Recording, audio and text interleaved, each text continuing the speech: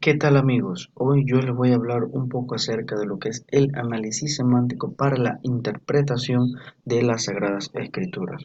Un gusto conocerle, mi nombre es Luis Peñalba y esto es un trabajo para la materia Introducción a las Sagradas Escrituras que es dictada por el profesor el presbítero Ramón Buritica. En cuanto a la síntesis del método, lo primero que debemos conocer acerca del análisis semántico es que, por ejemplo, la escritura comienza hacia el año 3300 a.C. por medio de signos y símbolos, como lo vemos en la imagen. El hombre siempre ha tenido, desde que empezó a escribir, más o menos conciencia clara de que existe una parte de la lengua que está íntimamente relacionada con la realidad extralingüística. Debemos a la primitiva filosofía griega las primeras especulaciones sobre el origen de su significado, sobre todo a los filósofos de gran renombre como Platón, Aristóteles, Sócrates, quienes se preocuparon en aquel entonces por el significado de esta palabra y el aporte que podía llegar a realizar a la humanidad. Luego, en la Edad Media, nuevamente vuelven a preocuparse por su significado y entonces lo empiezan a emplear como un método para el análisis de textos. ¿Qué entendemos por análisis semántico? Primero, la semántica es una ciencia que estudia el significado de los signos y secuencias de signos lingüísticos, es decir, las relaciones entre la forma de los signos y el contenido de los mismos en las palabras, las frases y los textos. Esto, como lo vemos en la imagen, es para tratar de darle un significado a lo que quería decir alguna frase, alguna palabra sobre todo. Etapas del método. Semántica del texto. En cuanto a semántica del texto, tenemos el modelo del texto y modelo de lectura. Eh, Esto corresponde a la visión estructuralista del texto. El texto llega a ser un todo, una especie de microuniverso semántico. Los contenidos de significado pueden estar más o menos íntimamente asociados unos con otros o tal vez no lo estén. Pues como lo vemos en la figura, eh, las letras A, B, C, D, E y F están relacionadas entre sí, algunas no con otras, pero sí tienen relaciones unas con otras. Y la acción de leer y descifrar el sentido está en consonancia con la producción de un texto. ¿Esto cómo lo vamos a ver? Primero, se tiene el tema del texto. Segundo, la uniformidad del texto. Tercero, se tiene que tener una coherencia semántica del texto que puede ser más o menos sólida. Y por último, hallar el sentido de un texto no es un procedimiento mecánico. Sobre todo, hay que saber la parte cultural del lector.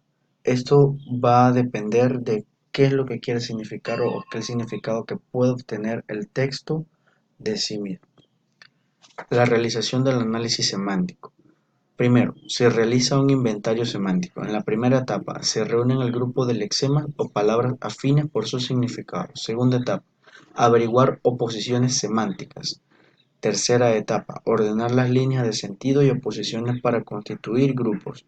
Esto en cuanto a un texto. Si tenemos un texto, vamos a sacar todas las palabras y irlas relacionando unas con otras. Segunda etapa, procedimientos abreviados.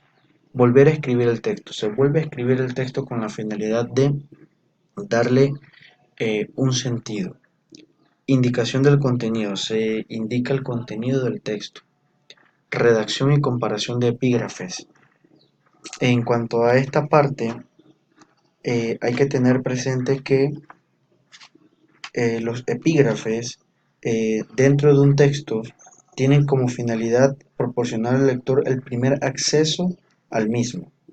Eh, Hay que tener en cuenta que las modernas ediciones de la Biblia ponen casi siempre epígrafes a las diversas perícopas y estos epígrafes deben ser fieles al texto resumiendo el mensaje y al mismo tiempo deben ofrecerle al lector una especie de fórmula. Luego se debe elegir un versículo más importante y por último se deben comparar entre textos afines. Esto es buscar otros textos que tengan relación con el mismo.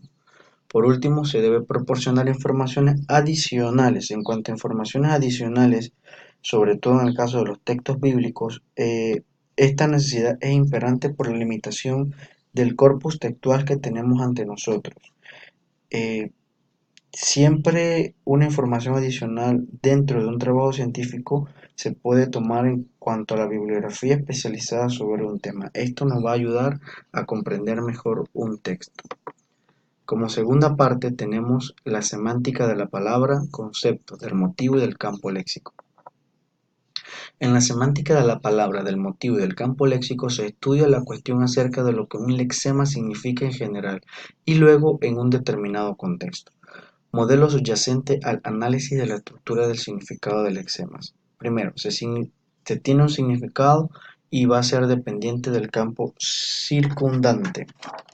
Esto en cuanto a esta segunda etapa el, ah, de la semántica de la palabra. Cada lexema adquiere un significado preciso y este significado preciso de la palabra va a depender de las relaciones sintagmáticas, y paradigmáticas que pueda tener el texto. En cuanto a esta relación, se entiende por sintagma la unión lineal de lexemas que constituyen una cadena significativa de palabras. En muchos casos, esta relación sintagmática hace que el significado de una palabra sea preciso. Esto es muy importante dominarlo. Significado: suma de notas semánticas. En cuanto al significado de un lexema, se componen de elementos de significado reducidos. Y en la suma de las notas semánticas tenemos que muchos lexemas pues tienen como otras palabras que pueden ayudar un poco mejor acerca de su comprensión. Por última parte tenemos la etapa del análisis narrativo.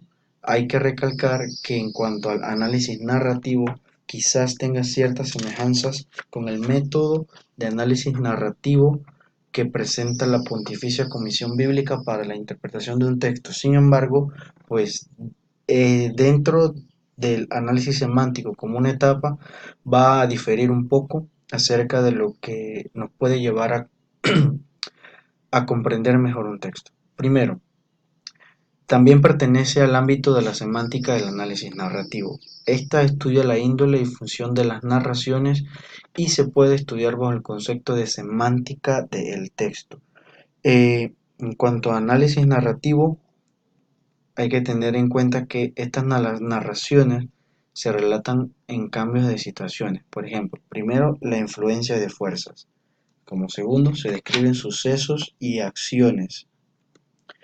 Y por último, podemos preguntarnos, ¿por qué la necesidad de comprender más precisamente la índole de las narraciones?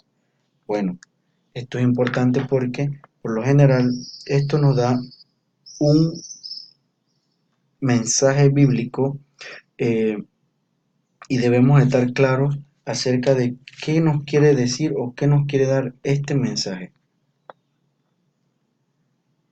También tiene un significado antropológico y en cuanto al significado antropológico, eh, debemos tener en cuenta que eh, es una actividad fundamental, sobre todo social, porque sirve para el